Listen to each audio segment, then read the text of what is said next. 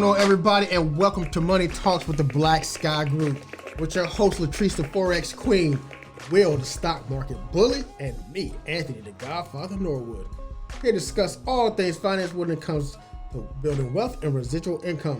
This week's episode is sponsored by Last Strike Fitness, serving the fitness community since 2014. LSF has an elite roster of fitness professionals around the United States ready to help you reach your fitness goals. For more information, go to www.laststrikefitness.com or email us at laststrikefitness@gmail.com. So on last week's show, these guys gave you some things to enhance your portfolios to the max. The bully talked about growth versus value, and the queen talked about price versus volume. Will, let's go. Talk to us again about growth versus value.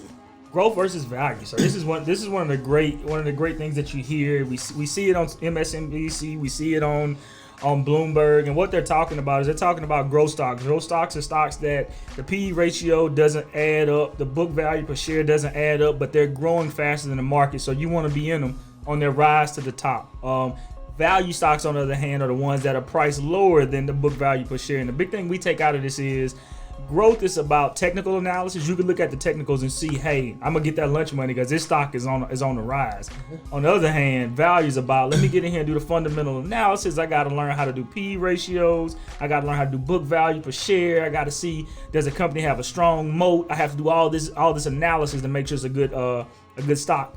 The big thing about it is we use growth to get that lunch money, but that lunch money. But if you want to put things into your portfolio that's going to pay you those dividends, that Bank of America, that JP Morgan, that's when you use those value stocks to say, hey, in comparison, it doesn't cost me a lot, but I'm going to get some on the backside continuously forward.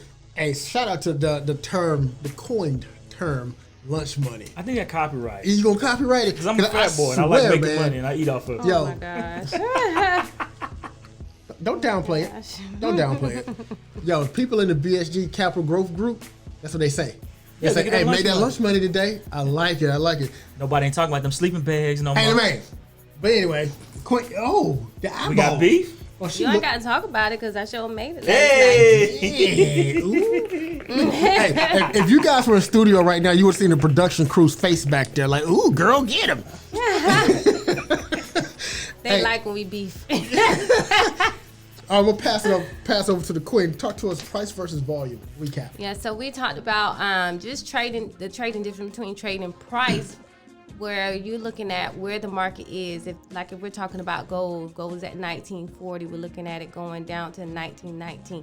Well, the only difference is with volume, we will use another pattern called Rinkos, and that's going to tell us the momentum. So the volume is just based on momentum, and it's telling us who's dominating in the market, if the bulls are dominating or if the bears are dominating in the market. Nice. Yo, when I tell you, you guys might want to pay attention to the episode. All right, so this week, hey guys, we got something good for y'all this week.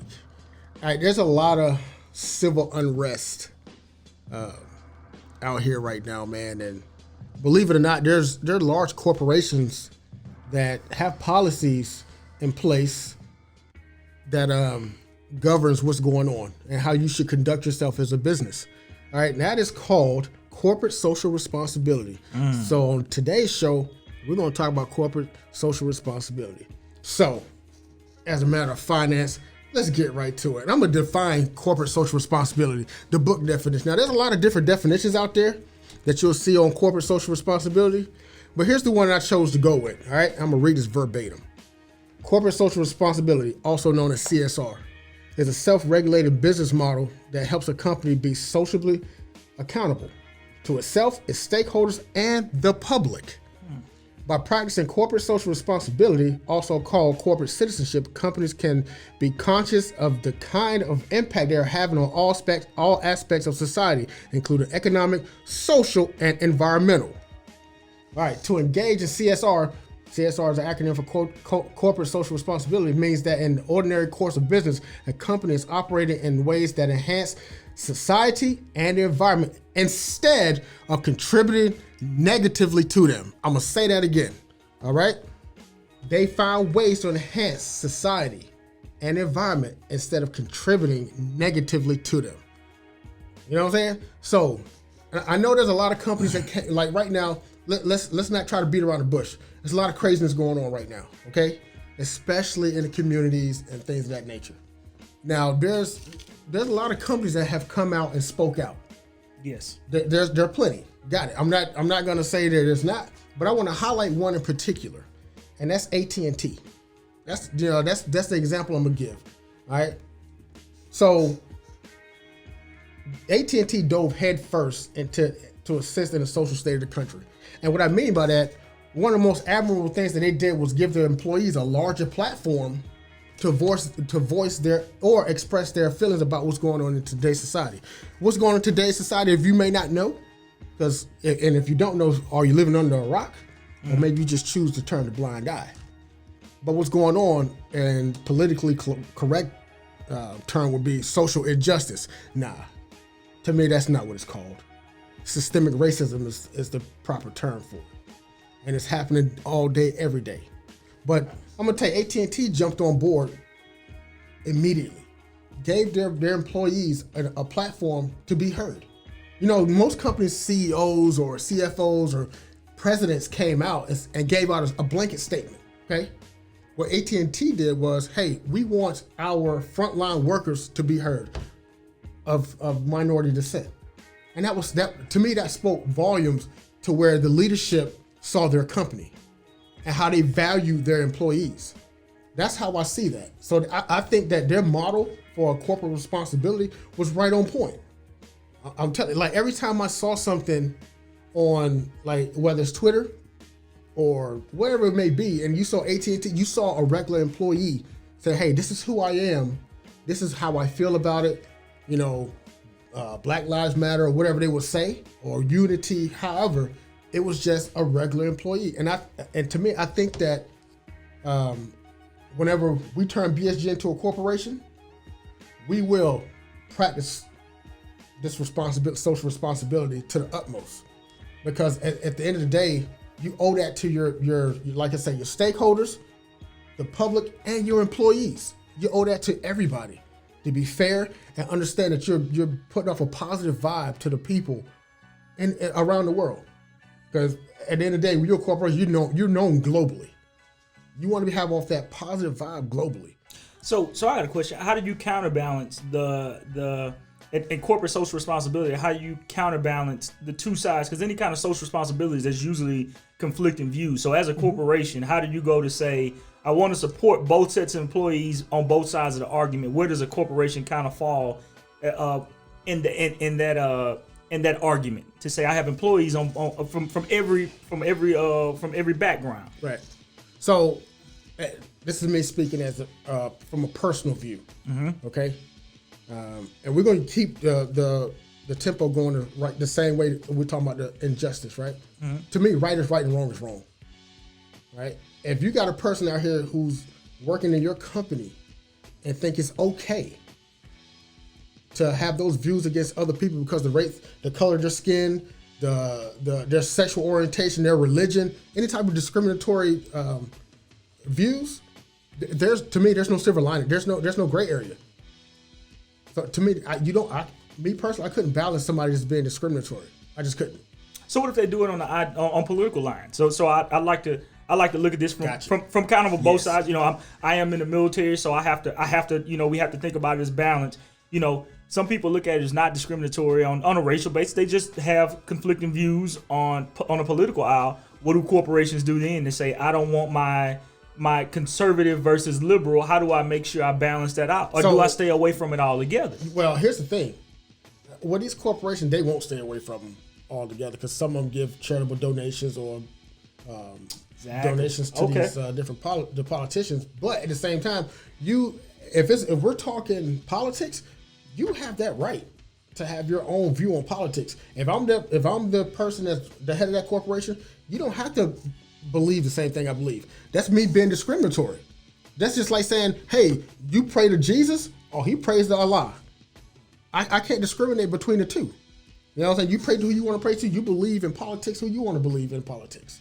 So to me, if I go against somebody because political views, That's being discriminatory. And when we turn this into a corporation, zero tolerance.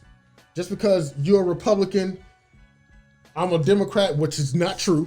I don't have a party affiliation. And Latrice, I don't know what she does. She in the Green Party. She in the Green Party? I want to say. Oh, okay. I think so. Yeah. She don't. She's looking disgusted right now. No, I'm not. So how does, when you're saying social responsibility of the corporations and you're talking about all the social injustice, I mean, we have a lot of issues with social injustice. So what responsibility would that be for corporations? Like, how could they be responsible? Are they responsible when it comes to the political arena when they don't take necessary action and they're actually donors for this party? Or how is that responsibility related to? It's not about donating to a specific party. Like I said, a corporation could follow any political party they want. It's not about that. It's about right and wrong is wrong. I'm gonna go back to the last sentence. Instead of contributing negatively to society. Now, if you're out here and say you got the BLM movement going on, you got a corporation come out and says, oh no, we're not backing that, back this and back that. The reason these guys are out here in the streets protesting is because people are being treated, unfairly because of the color of their skin. They're getting killed because of the color of their skin. Now, if there's a company that condones that, that is a problem. That is not social responsibility. To me, if you're saying that those lives don't matter, you're condoning what's going on in the society right now. And guess what? You should be blacklisted. But if they're saying nothing, what's the difference? You want the corporations? Yeah. Well, you got. What's the difference between saying nothing and saying I don't support it or I do support it? Well, saying nothing, it's all interpretation. You can interpret it how you want. That's not a fact. Just because they don't say anything doesn't mean that they're for or against. But you can have everybody's all open to their interpretation. Like, I understand where you're going with that because to me, silence is consent. That's just my personal view. Silence is consent. But, it's all subjective. All right? So, hey, we got to take a quick break, pay some bills for these sponsors, man. We're going to come back to this, though. We're going to get back to it. All right? When we come back, we'll continue this conversation about CSR, man.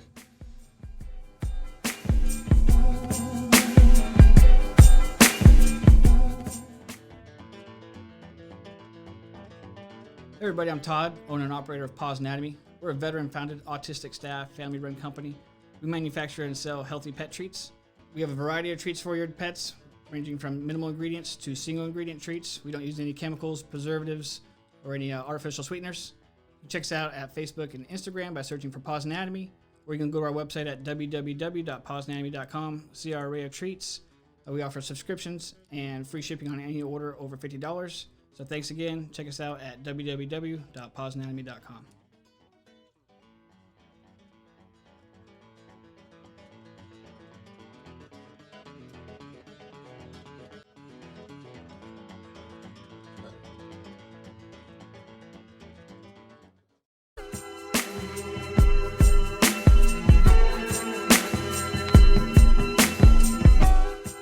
And we are back. Hey, so real quick, during the break, I just got beat up talking about some silence is consent.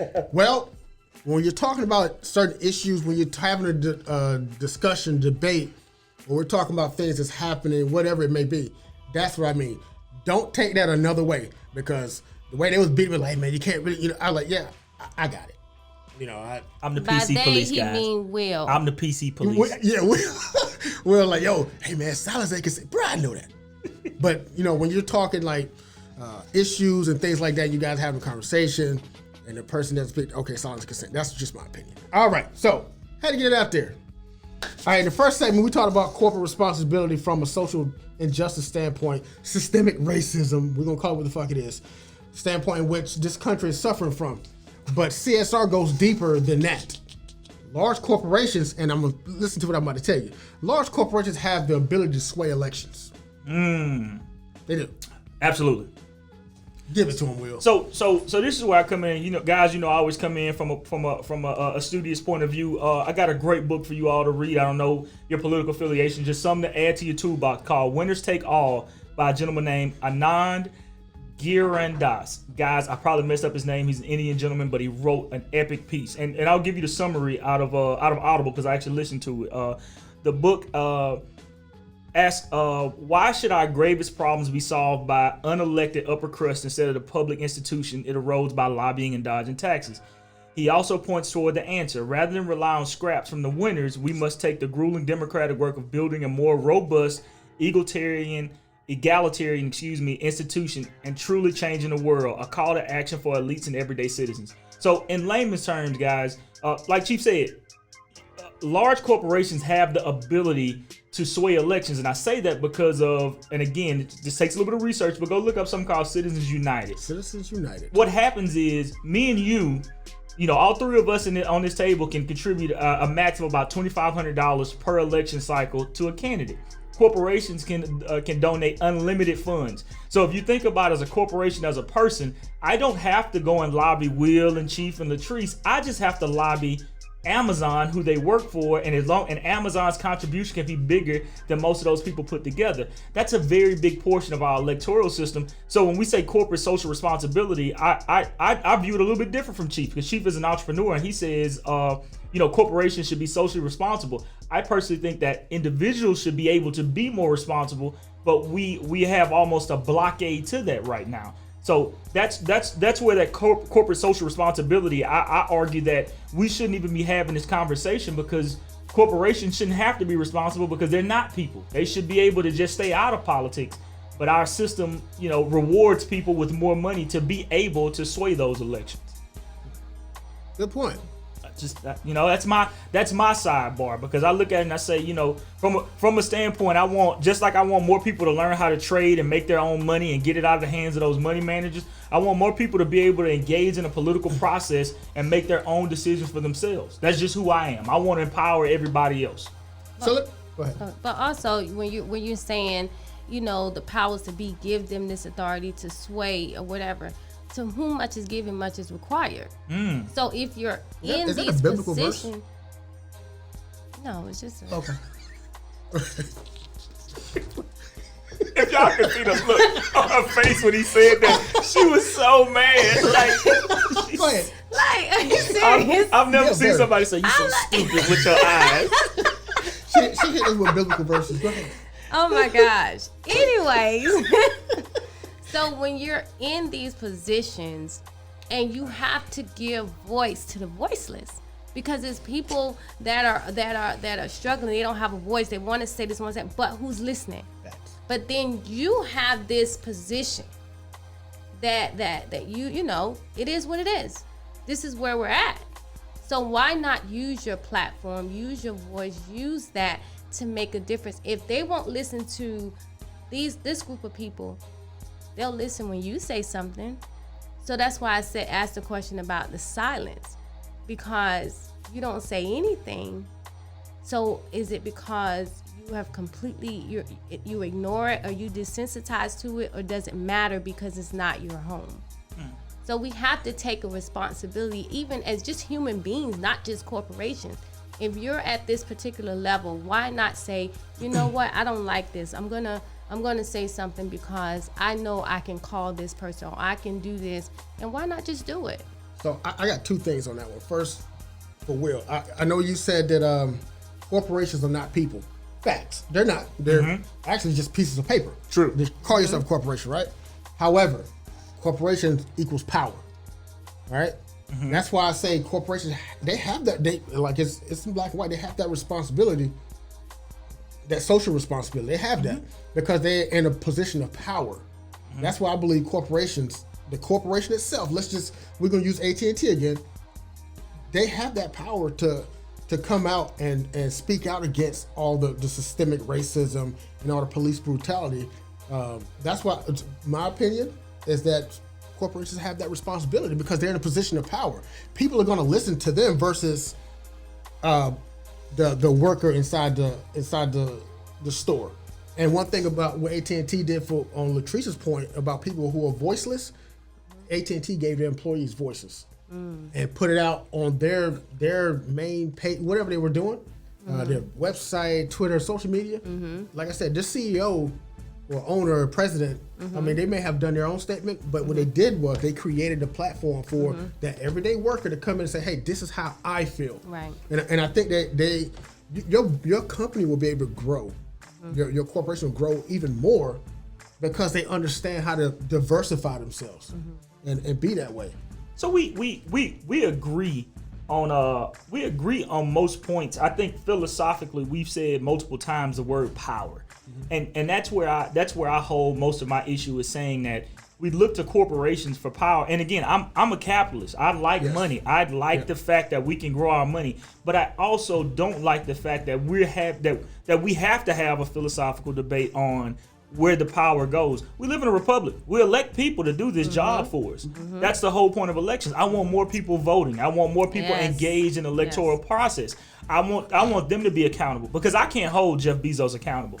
I can't do anything to Tim Cook, and they're great Americans, great individuals, extremely smart people. The only thing I can do is not buy an iPhone as a person. You know what that means? Somebody else is going to buy 2 more iPhones. So they're not accountable. So it's at their grace. Right. A corporation has to be graceful enough to say, I feel like getting involved with this issue. Or there's an economic incentive large enough for me to care. Because that's the other part that we're not talking about. Because if there's no money in it, a corporation, again, is about making money. Fact. So that's where, I go back to say, you have to look at it from a single law. I'm a political buff too, guys. I don't talk about my political affiliation here. But Citizens United is one of those rulings that if you look at it and say, if I gave everybody in America the ability to have the same amount of influence in an election, would it work better for the people instead of large corporations? Now everybody has their own tune to how it was. The Supreme Court essentially ruled that money does not change elections. So the amount of money that you give shouldn't matter because you can't buy votes. So by the Supreme Court standings, they're not doing anything wrong. The question then is, why can't a corporation only give $2,500 like the rest of us? And that's where I have the problem. So there's a level of responsibility, but I'm going to say instead of corporate responsibility, I think the individuals in the U.S., we have to look at our responsibility and what we're giving to corporations, because that's what we're doing. I agree with that. Even when you look at the corporations, you're not going to please everybody. True. You're just not. Okay, let's take the NBA, for example. They got Black Lives Matter on court. The players are wearing different sayings on their jerseys, on the shirts. Then you got that, a lot of people, oh man, it's awesome, it's great. But then you got that other half or other percentage that's saying, oh, they shouldn't be protesting while they're playing basketball. Well, why not? But to me, wrong is wrong. Right? And they're protesting something that's going on wrong in the country right now. That's what they're protesting. They're not protesting over something that's subjective. They're not protesting over something that's an opinion. They're not protesting that. And if you think killing unarmed men, I don't care what their color is, and you're supposed to be a police officer, that is wrong. You're here to protect and serve. You're not here to kill somebody just because the color of their skin. I just think that, you hear a lot of, well, this person, you gotta take responsibility. Do you have to do this? You have to do this. You have to, and at the same time, is dishing out responsibility, but there's no accountability. Facts. So Let's say it again. There's no accountability for actions that are taken. So, I mean, you can't say and it leaves you going, okay, I know I have a responsibility, but I'm doing what I'm supposed to do. Right. But still, there's no accountability. You can still do whatever it is you want to do. The police officers have a responsibility. The government officials have a responsibility. So nobody is taking responsibility, and also there's no accountability. But you have the people who you don't know, the names you don't hear. They're doing the best they can as far as taking responsibility or trying to make moves or are trying to watch what I say, make moves or try to shift things and make a little bit of noise to get the attention. But there's no accountability in our legal system. There's no accountability at the police. There's no accountability in our political arena. There's no accountability. And good point, Latrice. That was great. Absolutely. That was great. Now, let's talk about accountability real quick, about 30 seconds. So, Will and I, we both are combat vets. All right, I've been in combat 5 times. Okay? And when you talk about accountability, so we got what's called the rules of engagement. Mm-hmm. Okay. If you violate that, any form or fashion, you're done. You are done. Right? We have all these steps to get to deadly force. Right? There's a lot of steps to get to there. Okay? I mean, the situation dictates, understand. Right. But a lot of times you don't get all the way to deadly force. Deadly force is your last resort in most situations. Okay? If I violate the row and I go straight to deadly force, I'm not sitting here on this microphone right now. Out of all those combat deployments, even in a war-torn state, there's always steps to deadly force. Yeah. All right? So the accountability, where is it? And I totally agree with your point. Like, if we can go to combat in war and abide by the row, why can't we do it here? At the end of the day, it doesn't matter who we vote in office. If they're not going to take their responsibility and make those accountable, they should, then, and that's how a lot of people feel. Yeah. Hey, I'm getting the light signal, so go. we got to go ahead and wrap this up. All right, man. Hey, today we got a little intense today, man. It was a good conversation. Great conversation. I challenge you guys to go in and look up corporate responsibility, social responsibility, man. Just look it up and you form your own opinion on it. What you think it means to you, how it should be ran. Everybody's different. Understand all. But to me, right is right, wrong is wrong. If it's wrong, it has to be factually wrong. Don't support it. And like I said, anything that's anything with ambiguity, okay, got it. We're not going to debate that because it can go left or right. But when it comes to facts, the facts are the facts. All right. So, on that note, man, this week's episode was sponsored by Last Strike Fitness. Serving the fitness community since 2014, LSF has an elite roster of fitness professionals around the United States ready to help you reach your fitness goals. For more information, go to www.laststrikefitness.com or email us at laststrikefitness@gmail.com. So that's all we got for this week. I hope you guys got something out of this one. Like I said, usually you hear us in here laughing and joking, but today was no laughing matter, people. It's serious out here. All right. On that note, man, we'll holler at y'all next week.